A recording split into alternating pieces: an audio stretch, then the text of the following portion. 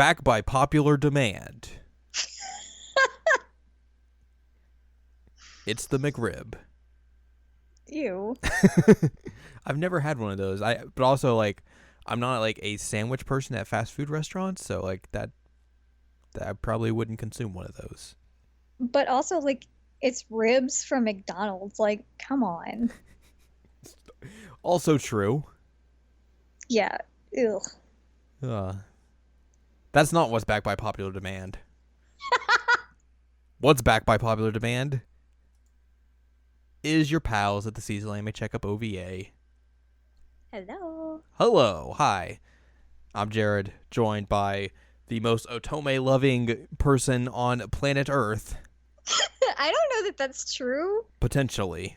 but I hope that it is. We have not done studies about that yet, so we do not know the full extent of otome. God, I love otome. That's Ladyem. Hello.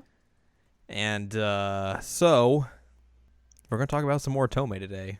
We are. I never expected Jared to throw this at me as a topic, and I'm like, yes, I want to talk about that. Are you joking? I want to talk about this all the time. I love otome, and this is my favorite otome so far. Nothing has topped it. All I want to do is talk about this game.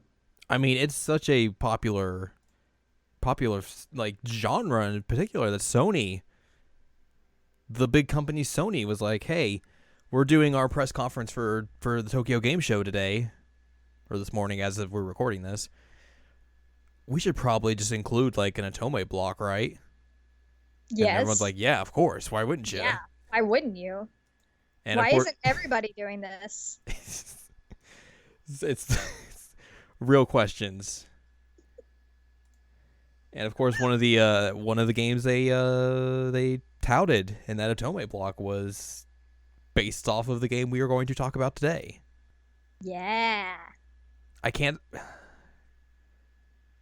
say for certain if this is the highest overall rated otome game out there. It's certainly one of the best. It's one of the best. According to everyone's favorite website, Metacritic, it was the #1 best PlayStation Vita game of 2015. Which I'd assume, I think that's by rating. I assume so. Sitting at a hot 86 overall. It's a pretty good score. And I mean, especially considering how niche these are. Yeah. We're going to talk about some Code Realize. Guardian of Rebirth. It has squigglies in there somewhere too, but I can't pronounce the squigglies. Are the squigglies like tildes? Yeah, but like, do you really want to say Code Realize tilde Guardian of Rebirth tilde? Code Realize tilde Sosei no Himegime tilde. So Code Realize, it was 2015 in North America. It was 2014 in Japan. Right. On the Vita. Everyone's favorite console. Vita never die. Vita. There are new Vita games coming. Yeah, and they're mostly otome, and it's awesome. So Code Realize was really the first otome game I ever played, which says something, because like I landed a jackpot, and I had heard like rumors on the internet about it. I was like, that sounds kind of fun. Well, I'll give it a shot. So I asked for it for Christmas. As you do. Yeah. So my parents bought me this, which is funny. I guess it was it this past Christmas or the Christmas before? This past holiday was a really intense time for me, so I can't place events. I think it was this past holiday. Also, I would like to update, Code Realize is the top otome game on the PlayStation Vita. Yes. And also shares the same Metacritic score that the Final Fantasy X-10-2 HD Remaster shares. There are only 1, 2, 3, 4, 5, 6, 7, 8, 9 games that are ranked higher than Code Realize. Wow. Amazing. I think it was this past Christmas, but like I said, that sounds about right. The holiday was a very big blur. You know why. But... Well, also, like, the Christmas beforehand was, like, we were like just starting to like Hang become out. friends. Yeah, whatever. So I don't mean, think we don't really hang out. We just yeah. So like I don't think you were like that into otome at that point no. in time. It had to have been this past Yeah. Christmas. So yeah, I went on a whim and I was like, hey, I'm gonna put this on my Amazon wish list. And my mom usually just goes on the Amazon wish list and buys whatever she thinks looks interesting for Right. Christmas. And she's like, this looks interesting. Well, I think she was mainly like, I want to make sure I get her a few video games. Right. So then I started playing it, and my family's like, what are you playing? Which is fair. It's a very fair question. And I usually get that question anytime I'm playing an otome around anybody who hasn't experienced otome. But Code Realize, I guess in the most generic terms of what it is, it's an otome, and it's set in steampunk London. And you have an entire cast of literary and historic figures.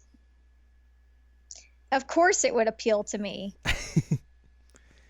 And especially like as like I think for me as well, like it was a crash course in otome as well, because like I really don't have like that much experience with that genre personally. Like obviously like I kind of like knew them like on the outskirts of the visual novel field, but like I'm not going out and playing otome games on the every time they get released like you are. So Yeah, it's a real problem for me. and also just like one of the reasons I wanted to do this episode is because you know the anime is coming out here shortly. It's popular enough that it's getting an anime. It's popular enough as getting an anime and a musical in Japan, which that's usually a good sign that like, hey, your franchise is doing pretty well. I mean, it's crazy because there's just this one game. Yeah. I mean, I guess the fan does too, but like, and the fact that they re-released it on PS4. I'm so excited. I will play it again. I don't So even yeah, care. like, I figured it would be like a good opportunity for people to kind of like, you know, to learn what this game is, the story of it is, and just give people like kind of like a crash course on it. Especially for me, because like I'm probably gonna watch that anime as well. Because you've talked enough about this stuff, so like I should check it out. Well, and I remember that when I was playing it, I was giving you commentary and sending you screenshots, so you kind of have a general idea of what was going on. It's just But very ridiculous. It is very, very ridiculous. But and I mean that's where the whole joke of me like getting into streaming otome games came from, is because whenever I play these games, I have ridiculous commentary on what's going on. It's a very fun time. So usually people that know me are real excited when I get a new one because they're like, "Oh snap, we're gonna get some more commentary." So yeah, me and otome games, we're real close. Real close. But this is my fave. I guess it should be mentioned as well, like that the PS4 re-release. Mm-hmm. It's not just like the original game; it's the original game and the fan disc, the first fan disc, and then there's another one coming soon. So there's two fan discs out there, or what going am to I be. even gonna do with my life? Like, I will buy all of it. I mean that the compilation that they put on PS4 has a very good subtitle: "Bouquet of Rainbows." Perfection. And then the new fan disc is entitled "Silver Miracles." Nice. I want all of it. I just want more of this game because it's wonderful. And I assume that the anime is going to follow the canon route because I've been paying attention to the trailers and it seems like I recognize some of the scenes. Right. So I can't be 100% sure, but I really think that's going to be the case, which is a shame because some of the other routes are fantastic. And the way that I did it is not the recommended order. I just found that out. I googled to see what the recommended route was, and it was Impy, and then Van Helsing, and then Victor, and then Saint Germain, and then Arsene. As I've mentioned, the characters are mostly literary and historical figures. Thus, the boys that you're going to date are also literary and historic figures. And it's great. So I'm sure some of you guys recognize those names, but if you didn't, main boy is Arsene Lupin. Abraham Van Helsing is another one. Victor Frankenstein is less of a bag here, and he's actually best boy. Never heard of him. Impy Barbicane, which most people haven't heard of him, and Saint Germain. Those are your datables, if you will. Your datables. Your datables. And I think going back to your point about like, you know, them going with the supposedly going with the canon routes, do you think like the one thing I guess that would probably be dependent about that is like, you know, how long the show's going to be. Yeah. Because I don't think we have an episode count as of this recording quite yet. So if it's like a 12 to 13, I would see like that being the case more so, but I think as well like they would be able to fit the other routes in there, but like they would probably just be very short and condensed. Well, and that's the thing is like how would you actually pull that off in terms of a narrative? Right. Because how otome games work, if you are not aware of it, is that you have to make choices throughout the game, and those choices end up going towards whichever character you're going to date, and then you have to build up their affection levels through other choices to get their good ending, essentially. So I don't know how in an anime you would do the narrative of them having the different endings, because it would essentially be like a time loop. Right. Because that's how the game works. I mean, you just start it over, you go through the like common route, and then you pick a different option, you get a different dude, get a story.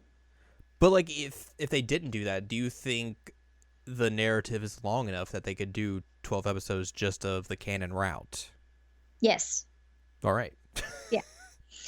Especially like if they put in some details from the other routes but don't have you like dating them specifically, I think it's very, very doable. Right.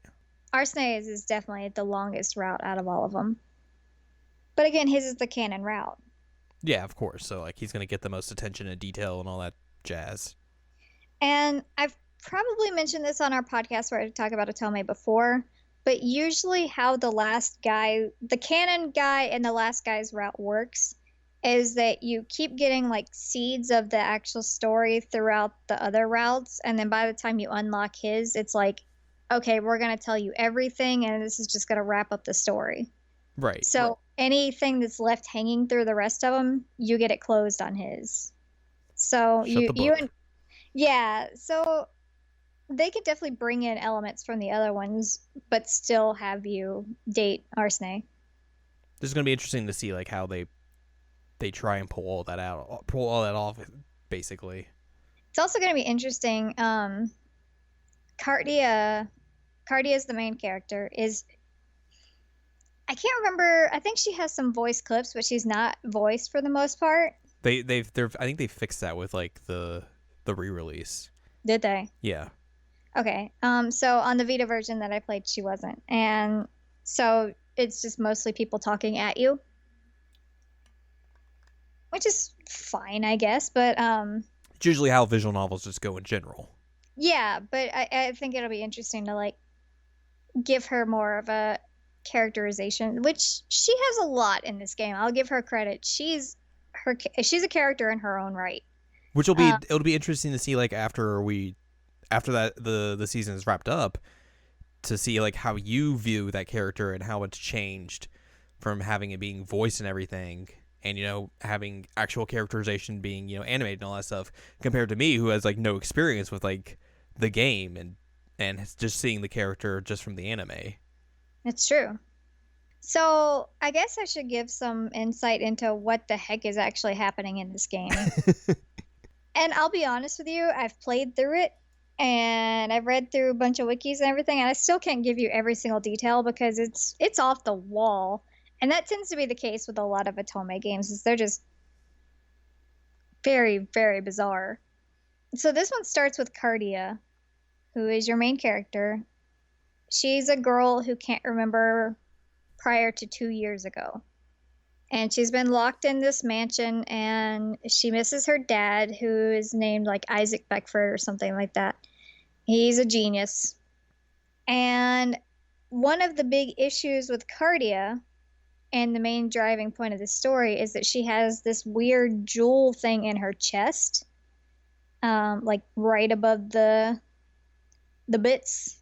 The bits. Yeah. She's it's this big blue flowery looking crystal that she's got embedded in her skin. And because of that, anything that her skin touches basically will either rot or melt. As it does. Normal. That's one way of thinking about it. Um, so she's in the mansion. She's been told not to leave. She's sad.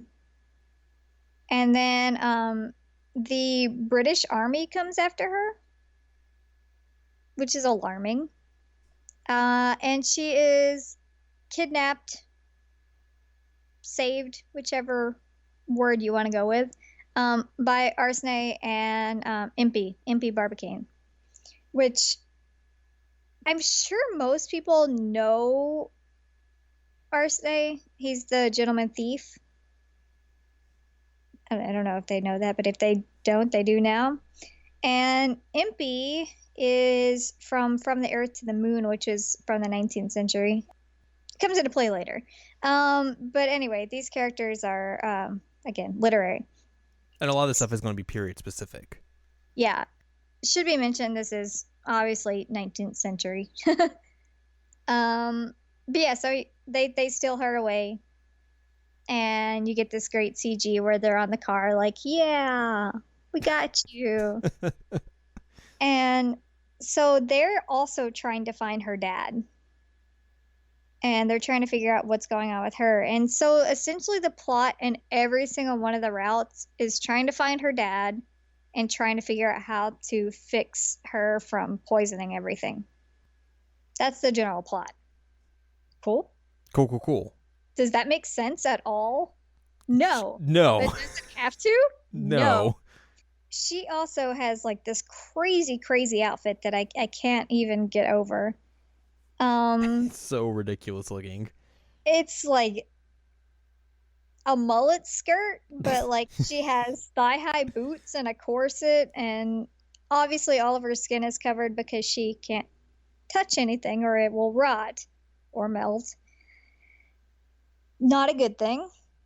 So yeah, she ends up like hanging out with these dudes. They're trying to figure out what's going on. They stay at this house that is owned by Saint Germain, and he's really mysterious, so you don't know anything about him.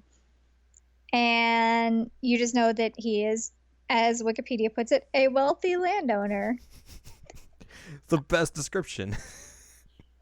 It should also be mentioned that there is a corgi that lives at this mansion with them. And the corgi has a mechanical leg that Impy built because the dog's missing a leg.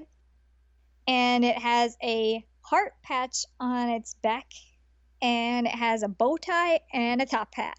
And it's wonderful. It's a good doggo right there. It is a good doggo. I mean, a corgi with a top hat? Who could say no to that?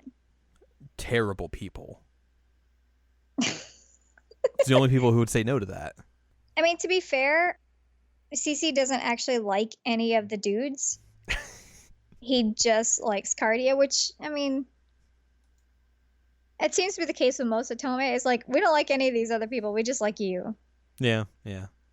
And some of the guys in this game actually throw that off because some of them are friends, especially Impy and Arsene. They're really good friends.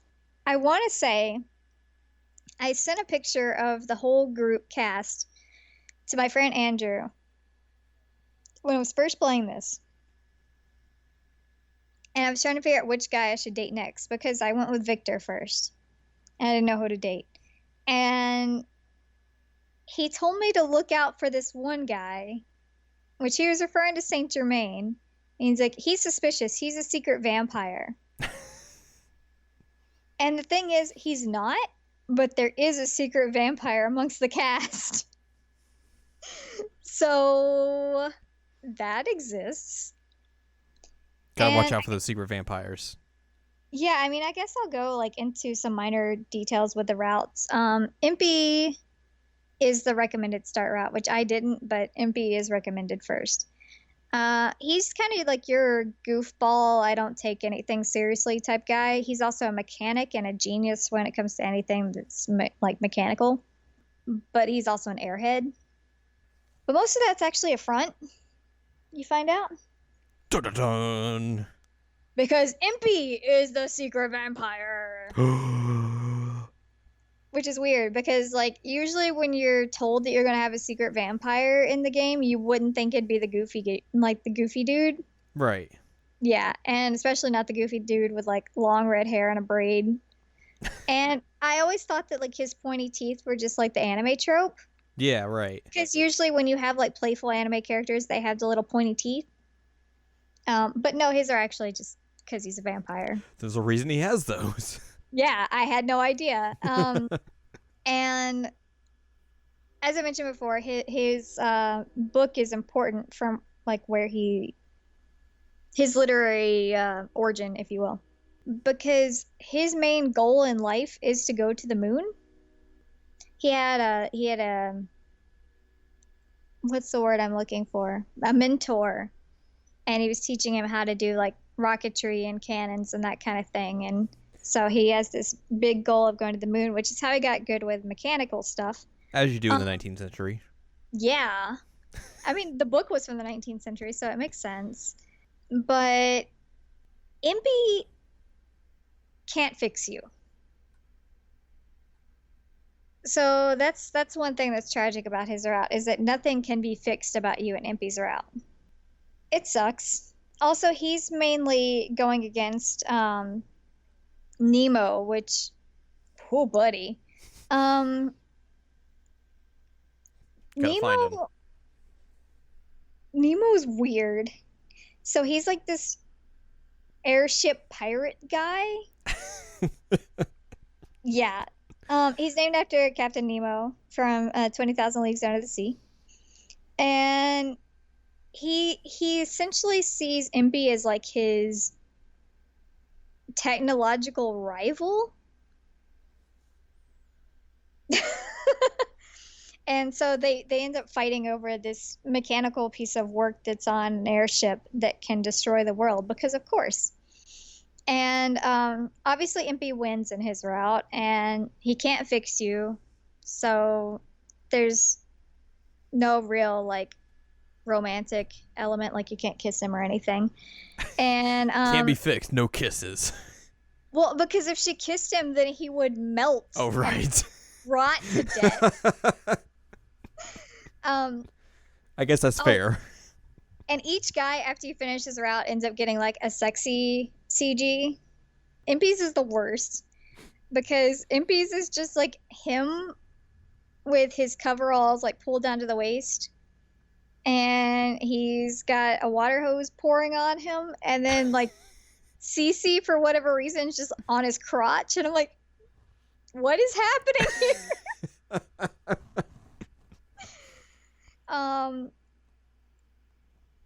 So Impy's adorable, but his route really doesn't do a whole lot. But he's also apparently like the intro route, so that makes sense. Then it says that you should do Van Helsing, which I will tell you right now. Your Van favorite Helsing was my least favorite. I freaking hate Van Helsing, and obviously, based on who he is, you're gonna have some vampire-y stuff going on in his story because he's a vampire hunter. What? So the first time he ever meets you, he tries to shoot you. Gotta be careful against people who might be vampires. He mostly only shoots with rock salt in his shotgun. So at one point, like, he shoots Impy with the rock salt, and everybody thinks he's dead. But one, he's a vampire, so he's super strong, and two, like, it's rock salt. So Van Helsing, his backstory essentially is that he goes and slaughters an entire family of vampires. Who is surprised? Not me. Oh, we're not supposed to raise our hands here. No. Who would be surprised by this? So he's kind of your super cereal dude. Like he loves cereal. He loves cereal. No, takes everything so seriously. I'm like, God, dude, just shut up, please, for a second. And he's also kind of the guy who's like, I don't want to say he's suicidal, but he is the one who will jump first into a battle because that's just who he is. Very gung-ho. He is very gung-ho. And this is the route where you actually meet the little vampire child that they end up adopting in most of the routes. So, because Van Helsing killed an entire family of vampires, there's just an orphan vampire child out there. And the way that they say his name in Japanese is supposed to basically be Dracula, but it doesn't translate as well into English. No. So he's like Delacroix, Della, something like that. Delacroix. There you go. So it's somewhat similar, but not as... What if they just called him Drac? I mean, they call him Deli. What if they call him like DRK? No, they call him Deli. DRAK, not DRK. That would be like Dirk. Dirk. So yeah, he's Dracula. And Cece actually likes him because he's, I don't know, a child. And so he considers Cece like part of his vampire army. So let's just imagine this for a minute. We have like a 12-year-old vampire who is running an army of like a three-legged corgi with a top hat. It's really good. It's kind of army I want to join. Right. So he holds a grudge against Van Helsing because Van Helsing killed his entire clan. Yeah. Hopefully so. I get that. And so he tries to kill him, but he can't do it because Van Helsing's like, you are forever going to live with the fact that you murdered someone. And he's like, well, crap, I can't do this now. So then they just adopt him. And they have like this little grumpy vampire child living with them. But his story is where you end up getting some really interesting twists, despite the fact that he sucks. Because there is this secret intelligence group under the British Army, I guess, suppose. They're called Twilight. Not the movie. And not like the book. Not that either. Oh. So Finnis is the main guy, and you don't get a whole lot on Finnis yet. The other guy is Jimmy Allister, and he's this old guy. Jimmy. Jimmy's old, and you find out that like he knows Van Helsing. You're like, wait a minute, how would he know Van Helsing? What the heck?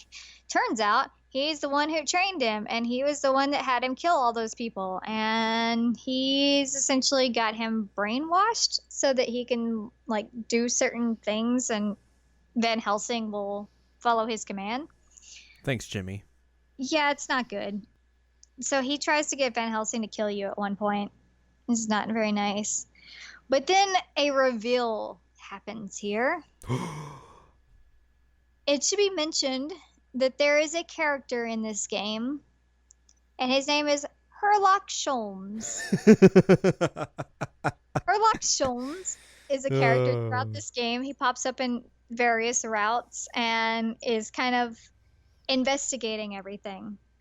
I mentioned that because Jimmy Allister is revealed in Van Helsing's route to be Moriarty. What? He's Moriarty. This game's dumb. I never said it made sense. In fact, I said the exact opposite, that it doesn't make sense. So, anyway, Van Helsing's able to break out of it, defeat Jimmy, and he also can't cure you, so they end up dancing on a roof. That's his ending. Way to go.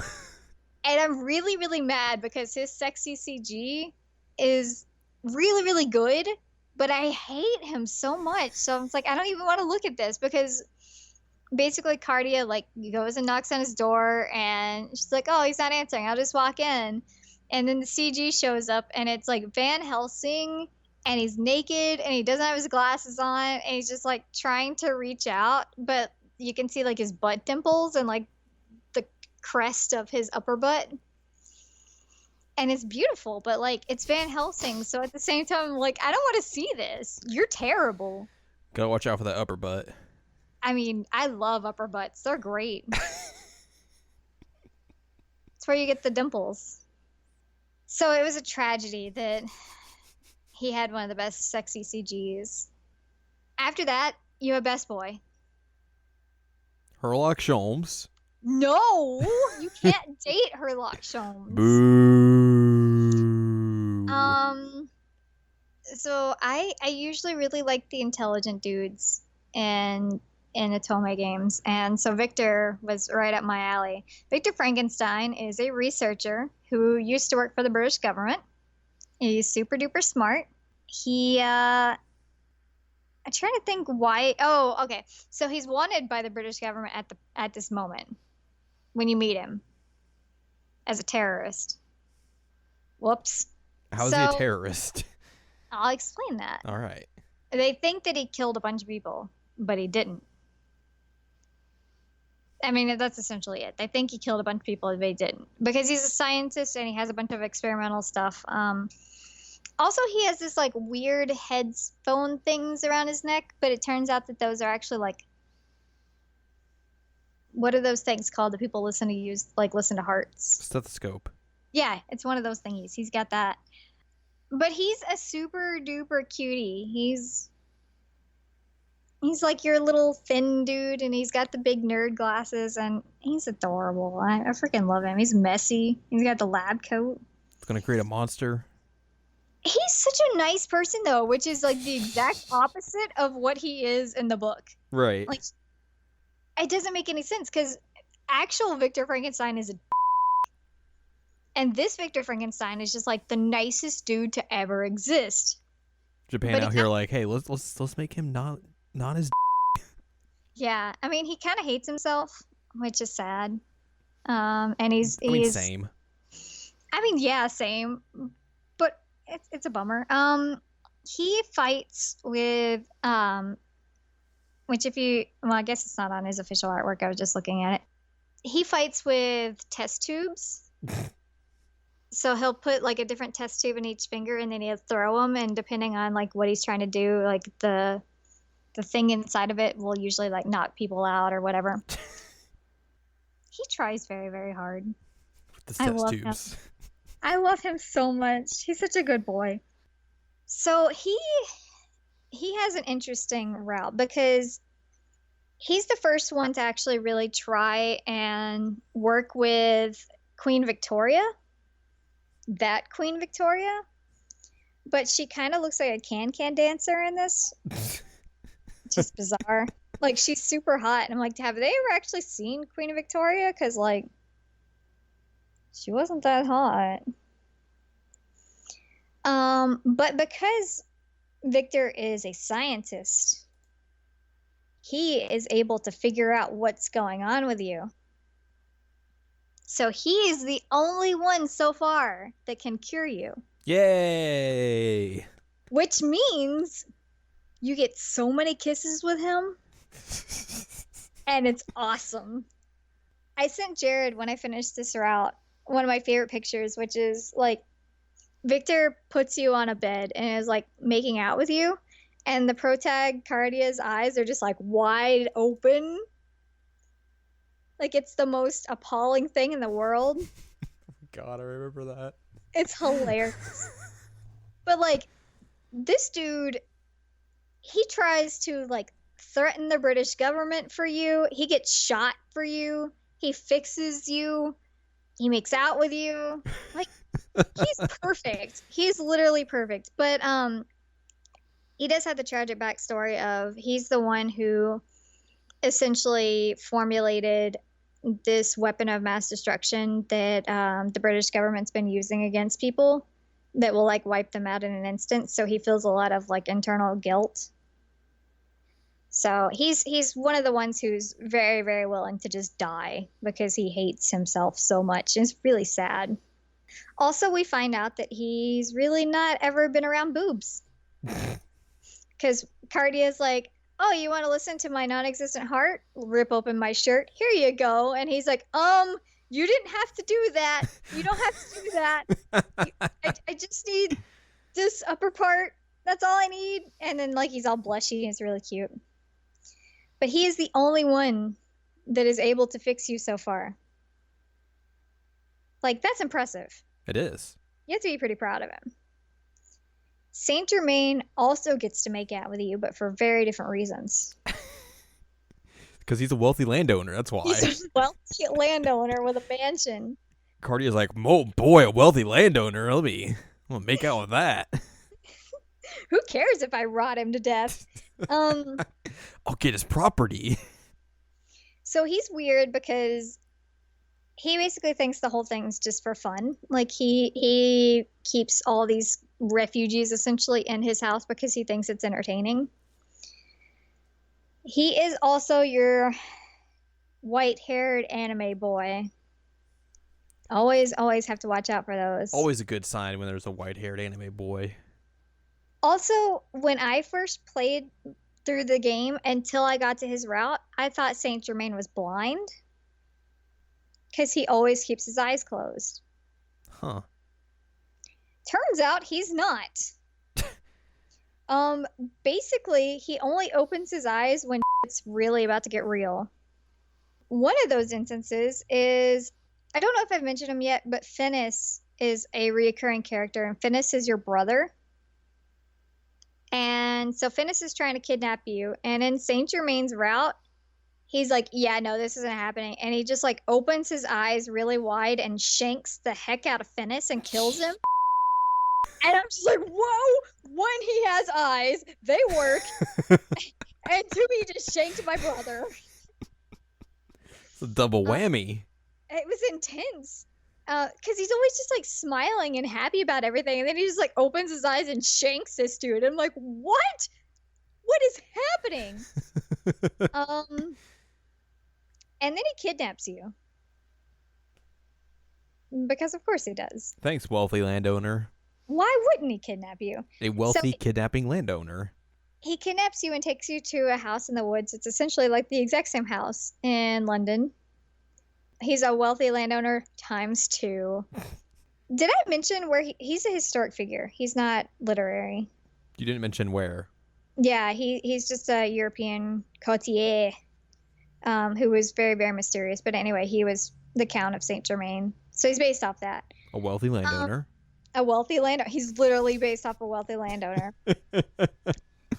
So Saint Germain, turns out, he's immortal, works for this big organization called IDEA.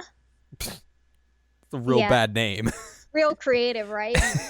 I've got an idea for our name. It should be IDEA.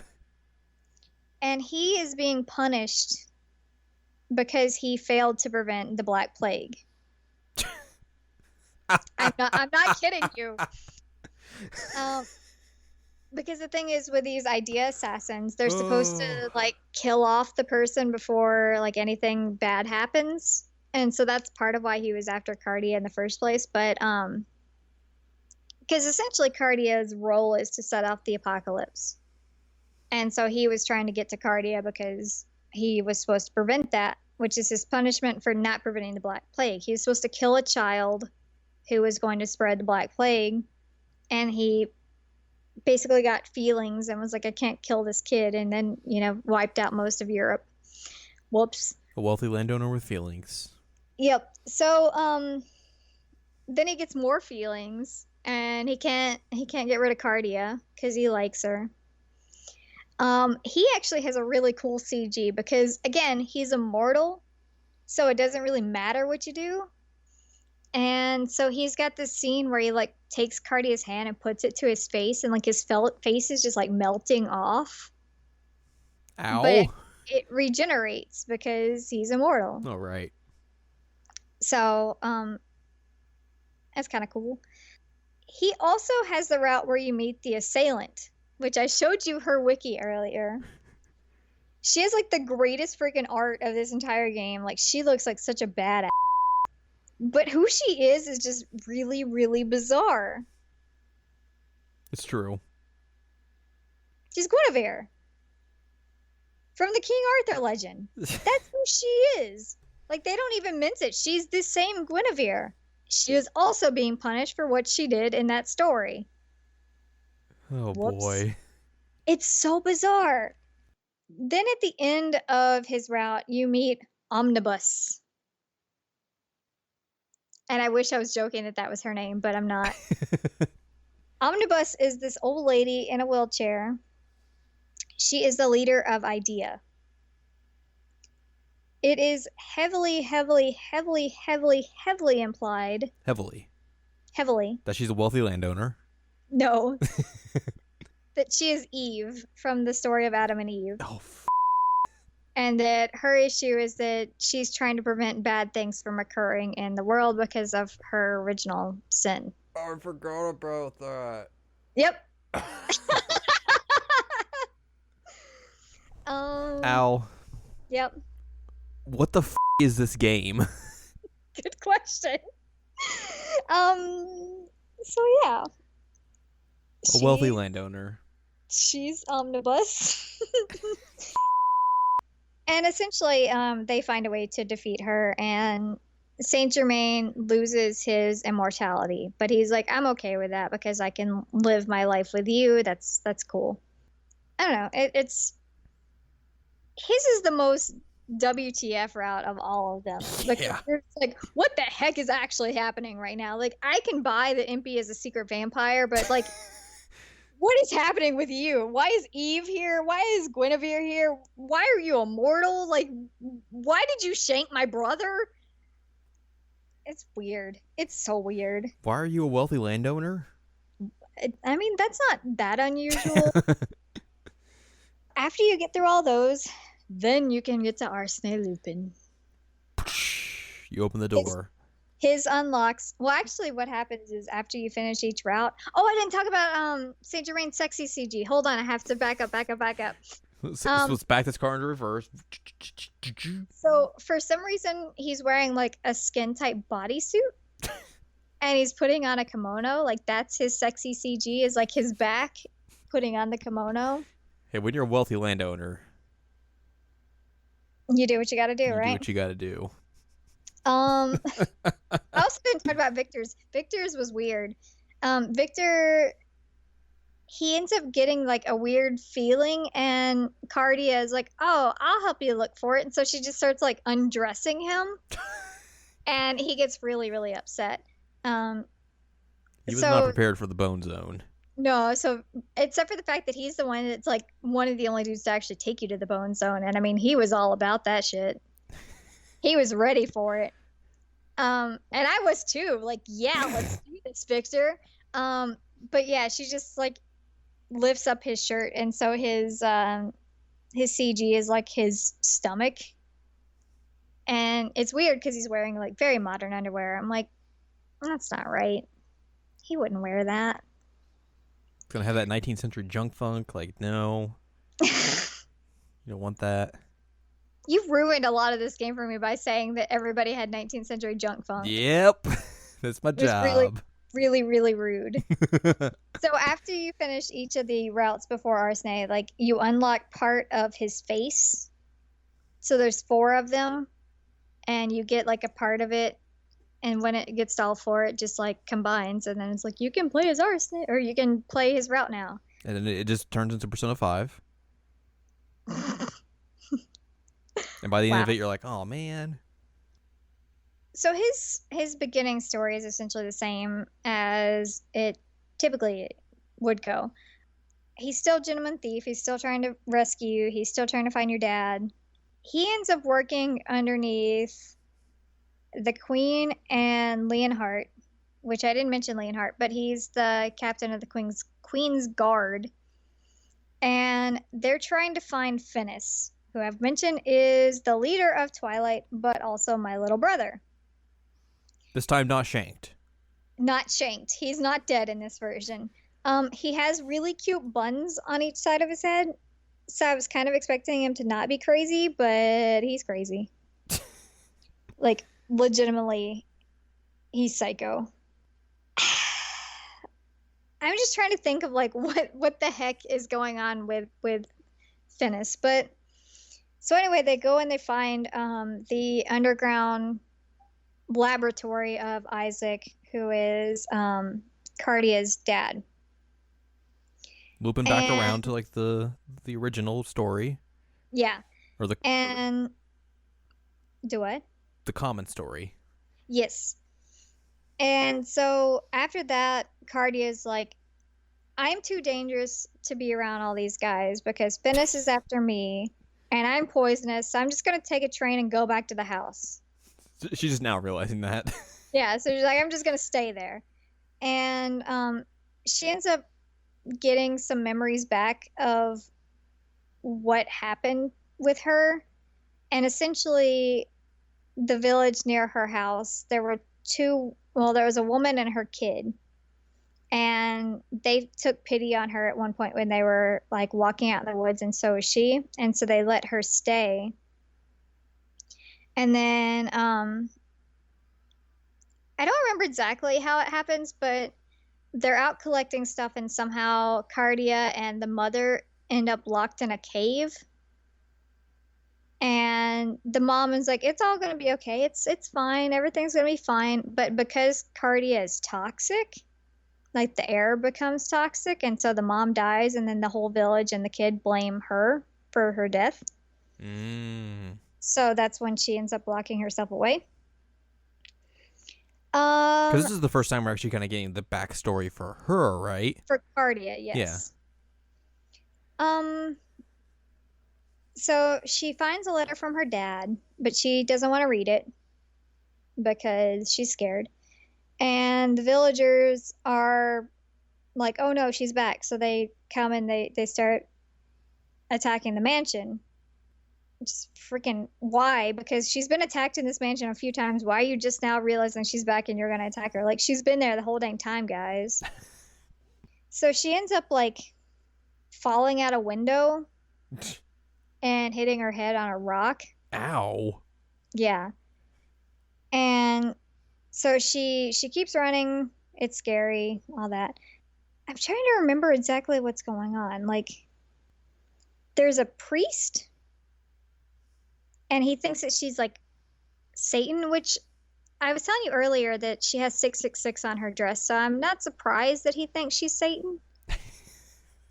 But they blame her for like their crops not growing because she can destroy things, so they think that it's her fault. So he's like, well, we'll just kill her and it will fix our crops and everybody will be fine. And so she's about to be killed, and then Lupin hits him on the back of the head with a rock, knocks out the priest. It's one way to do that. So it turns out he's been following her, and he's like, hey guys, you suck, you should go away. And they do. So let me ask you this, because we've obviously gone through the entirety of the first season of Sailor Moon Crystal at this point, which obviously hasn't gone through for the podcast, but is Lupin Tuxedo Mask if Tuxedo Mask could do stuff? Yes. Okay. Because that's one thing that's really, really important about Lupin's character throughout the game, is that most of the other guys have some kind of like really, really strange ability, if you will. Like Victor's really good with chemicals. Impy is super strong because he's a vampire. Saint Germain is immortal. Like, they each have their own. Van Helsing's but that's not part of his story. So they each have their thing that they're just like spectacular at. And the thing that works best for Lupin, honestly, is that he's normal. Most of what he does is trickery.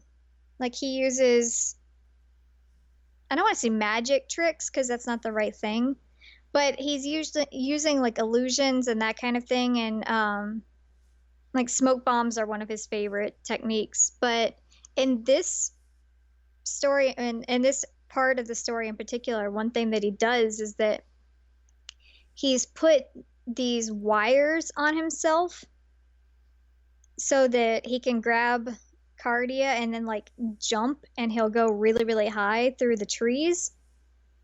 And it amazes all the villagers, but it's literally just a trick that he had to get out from there. So it's kind of the same in the sense that like Tuxedo Mask doesn't have so many powers. Mm-hmm. But like if Tuxedo Mask was more useful, then he could be Lupin. All right. But he's always trying to make people think that the things he does are magic, and they're really not. It's just him. It's a lot of sleight of hand. Sleight of hand and taking advantage of the situation, essentially.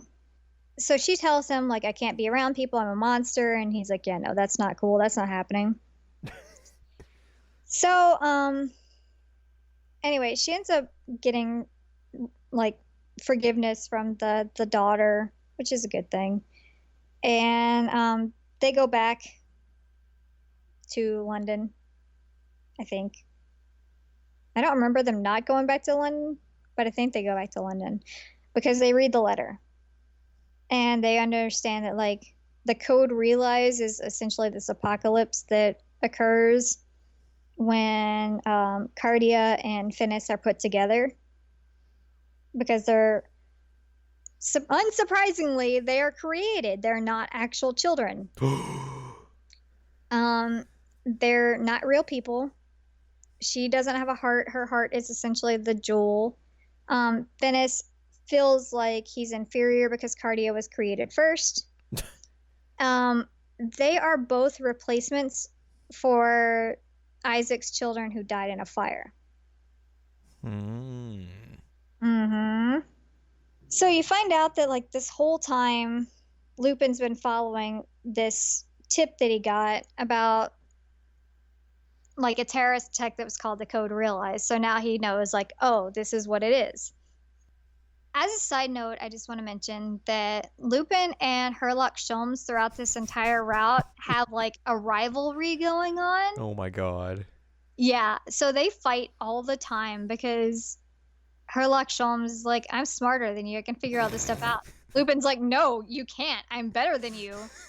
So they're, like, always fighting. And Sherlock Sholmes technically, like, works for the government, so he keeps threatening to, like, turn them all in. And Lupin's like, yeah, no, you suck, man. You really suck. Get out of my house. And then Saint Germain's like, not your house. This is mine. I'm the wealthy landowner, not you.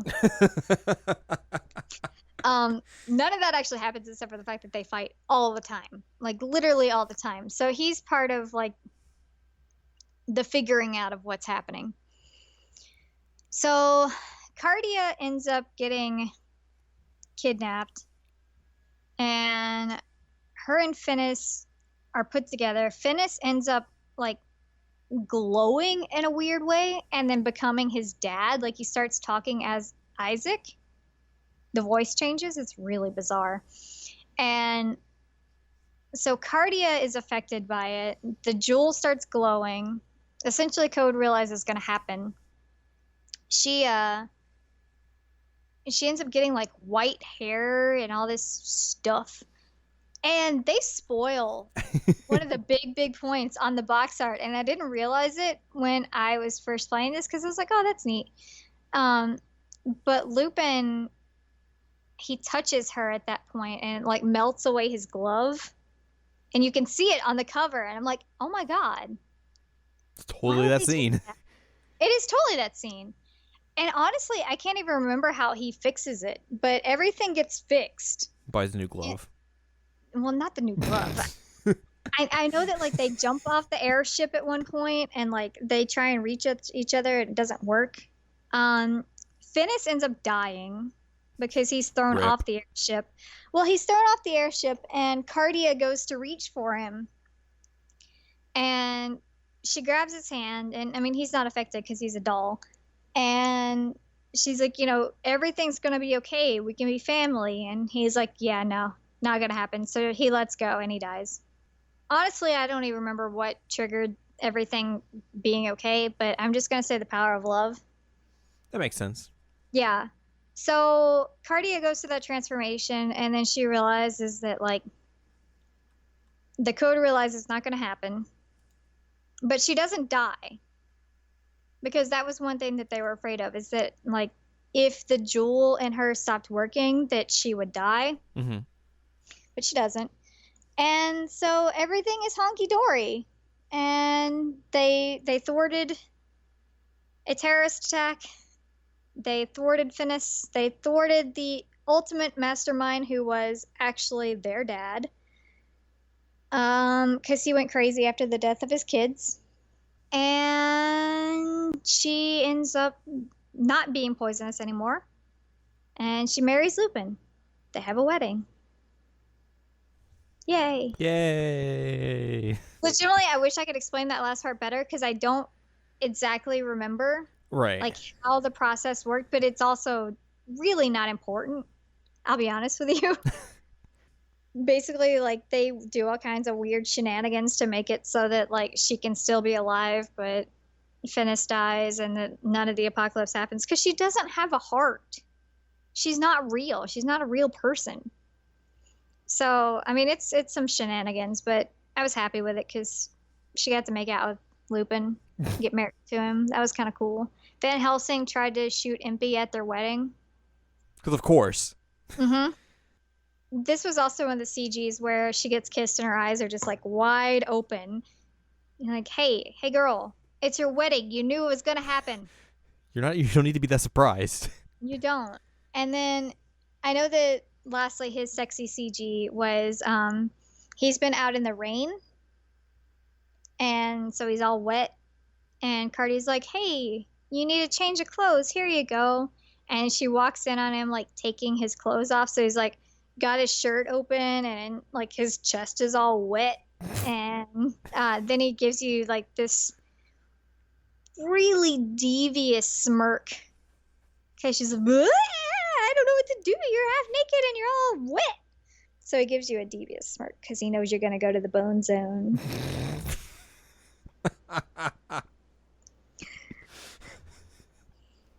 So, that's my wrap up of Code Realize. I feel like I know more about that game now, but at the same time, I feel like I'm even more confused than when I came into this episode. I can't claim that it makes a lot of sense, but I also love it. I don't even care. I think it's wonderful. It does make me more excited to watch that, just because it seems absolutely bonkers. It is. It's so... That's the thing about Otome that I really love, is that they're all so off the freaking wall. Like, you start playing, you're like, what is actually going on here?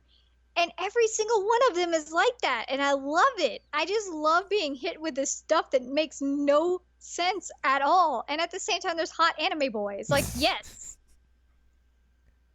Literally none of this story makes sense. Like, Eve is the leader of an organization of assassins? Are you joking? She's in a wheelchair? She's alive? Oh, boy. Compare this to, like, other dating sim visual novels where it's just like, we got girls in skimpy outfits. They don't go the crazy routes.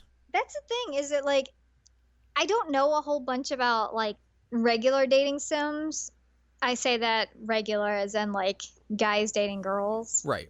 I don't know a whole lot about them, but I wonder if they do the same thing that Otome does, in the sense that all of them are just so bonkers. I don't think that's the case.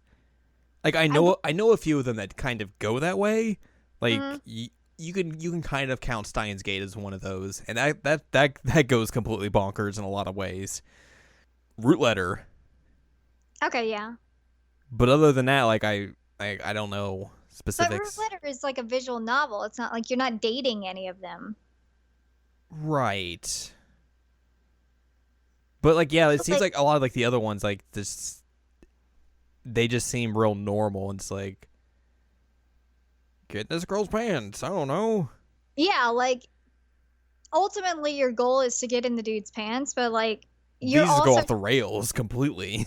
Exactly. Like, you are just hit out of left field with these ridiculous stories. And I mean, like, you adopt a child vampire. Okay, sure, whatever. Like, I just accept that. When you get to the point where you accept adopting a vampire child, you know that you're just too far gone. Right. Like, it's so bizarre, and I love it. And I think that's why I think these games are so fun, is despite the fact that, like, I think if they just gave me a story where they're like, go and date these guys and everything's going to be normal, that I'd get bored really, really quickly. You'd play one of them and then be like, well, I've played them all. Right. But, like, these just keep hitting me with these crazy stories and these twists, and, like, there's mysteries, and all the dudes have very, very different stories and different personalities, and they intertwine together in strange ways, and I'm just like, this is amazing. I mean, certain things about it, I'm like, this is really dumb, but it's dumb in a way that I'm like, I'm fine with this. Yeah. I can't honestly express how much I think these games are just so much fun because they're bizarre. And I think that's one thing that's great, is that they just allow themselves to be that. Mm-hmm. And I'm glad that Code Realize was my first, because it was a really, really good way to introduce me to that. It's definitely the one to, like, yeah, just completely show you, like, oh, these are bonkers. Yeah. I mean, honestly, if somebody asked me now, like, hey, I need a recommendation, I want to get into otome, it'd be Code Realize immediately. That's what I'd tell them. Which I feel like that's what you've done since you've played that. It's true. I mean, I don't really have a whole bunch of people ask me for recommendations on otome, but I've had a couple, and every single one of them have told play Code Realize, because it's wonderful. Yeah, it's weird, but they're all weird. Yeah. And that's what's great about it. Otome. Yeah, Otome. Otome. But, like, Cardi is not a bad protagonist. She's actually pretty interesting. And, you know, she does have the issue of the poison. So you're always, like, curious as to what's going on with her and why she exists. And she has a lot of personality for somebody who's supposed to be kind of like you. Right.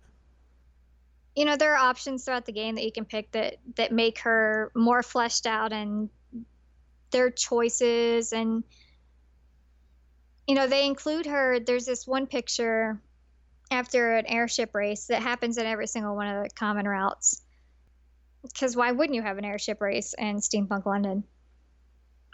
And she's included in the final picture with everybody when they get their trophy. And that made me really happy, because I feel like she is part of the actual story rather than just like a self-insert. Right. Like you said, I'm interested to see how I feel about her after the anime, to see if my opinions about her change any. Because, I mean, I don't want to say she's useless. But she's essentially just a player insert. She is, and I mean, at certain points, she's like, I know these skills because people taught me how to do it. Like,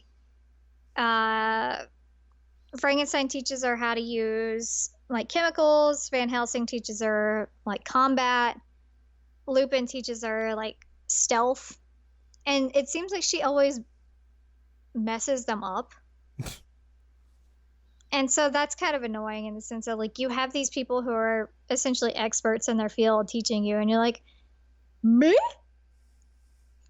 But at least she tries to fight for herself, and she tries to, like, depending on the route, separate herself, because she realizes that she's a danger, and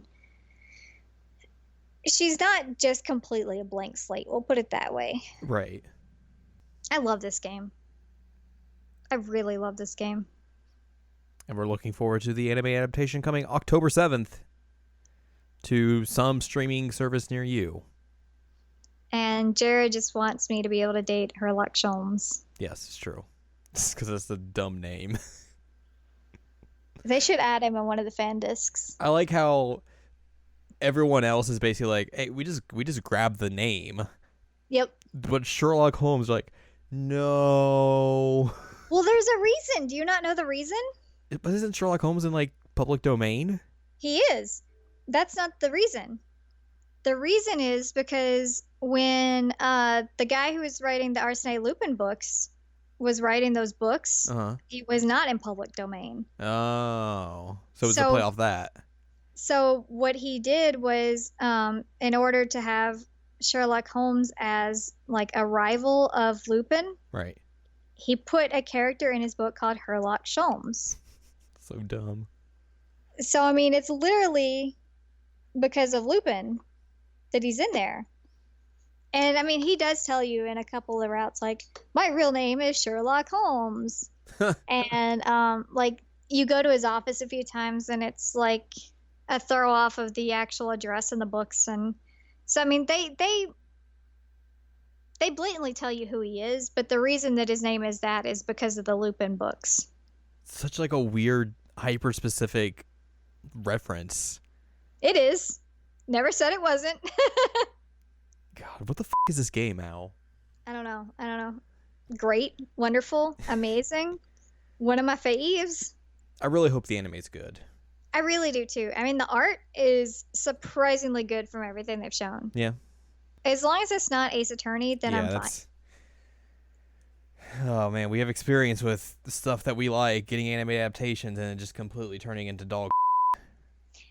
But I feel like this is a way for people who aren't into otome to actually enjoy this game. And I feel like, honestly, I feel like even if you're not into otome, this game and the story are fun.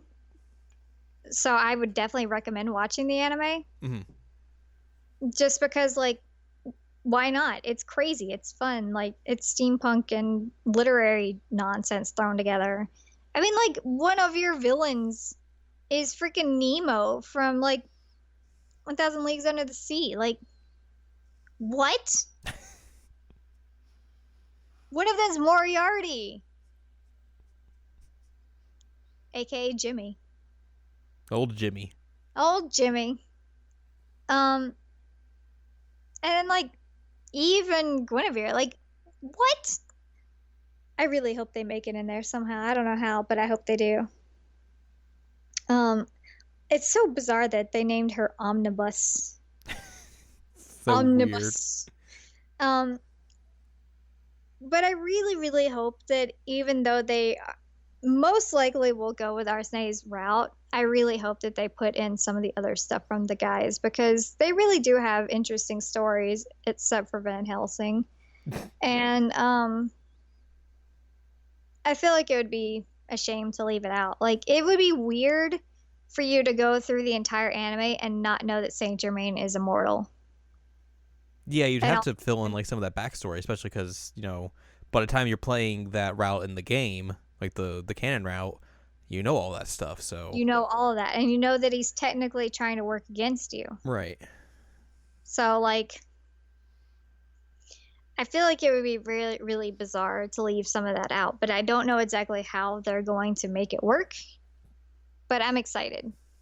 We'll see. In October. In a few weeks from now. I gotta find out where we're gonna stream it.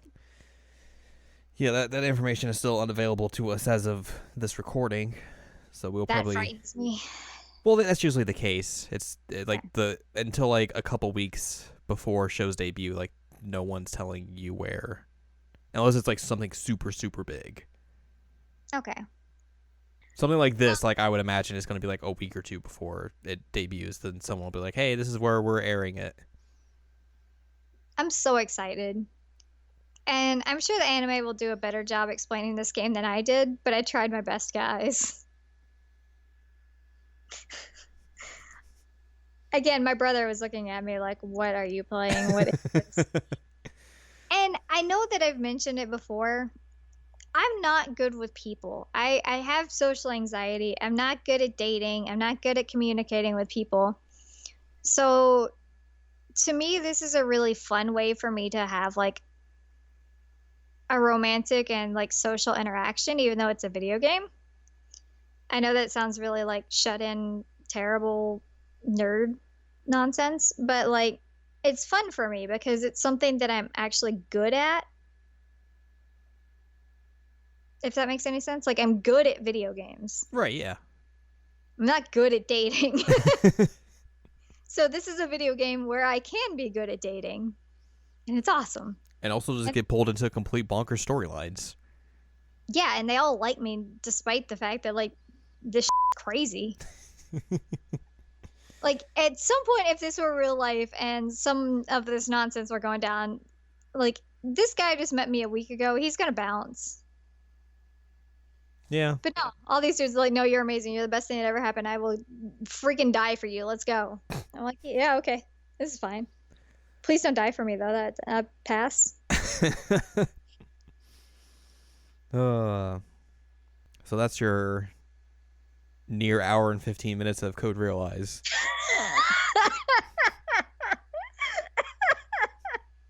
I just choked. Guys, it's good. I know that, like, otome games have a kind of bad reputation, but this one's actually really good. I can recommend. And again, if you're not going to play the game, like, at least try to give the anime a shot. We'll see how it goes. Yeah. Maybe when this comes out, if anybody actually listened to this episode, they can, like, tweet at us and say what they think. It's true. Thumbs up. I don't have anything else to say. I pretty much dominated talking in this podcast, so I don't know if you have any thoughts. I mean, that was basically the game plan, was that you were going to lead this because you are the expert here on Code Realize. Well, I mean, despite the fact that I've tried to explain it to you for an hour and 15 minutes, you're still confused. So, yeah. Whoops, my bad. I don't think that's your fault entirely. Like, I think that's also partially the game just being Bizarre. Completely out there, yeah. Yeah, and I mean, like I said, I played the game, and some of it I'm still unclear on, so... So, yeah. But yeah, like I said, like I'm excited to check that show out. Then get wrapped up in all that zaniness and wackiness and wealthy landowners. Just name this episode Wealthy Landowners. God, I wish I could. I wish you could too. Anyways, that's gonna wrap this up. The lengthy otome episode. I finally got to do an otome as a standalone, guys. For more information from us, you can go to seasonanimecheckup.com or sac.cool for past episodes from this podcast and check out some other episodes featuring otome games. I think they're both grab bag episodes, so go find those. You can also find on the site as well our other podcast, Jared and I Watch Sailor Moon Crystal, where we are watching all of Sailor Moon Crystal and talking about it. New episodes every Wednesday at 3 p.m. Eastern Standard Time. So go check those out if you are so inclined. And then also there's the Seasonal Anime Checkup podcast as well, columns and reviews. For more from Ann Ladyem, you can go to annladyem.com for columns and reviews from her. And you can follow us on Twitter, twitter.com/animecheckup. You can twist at us, tweet at us, all that fun stuff. Tweet us about all of the otome games you play. Please. And if you want to support us, you can support us at patreon.com/SACOVA if you're so inclined.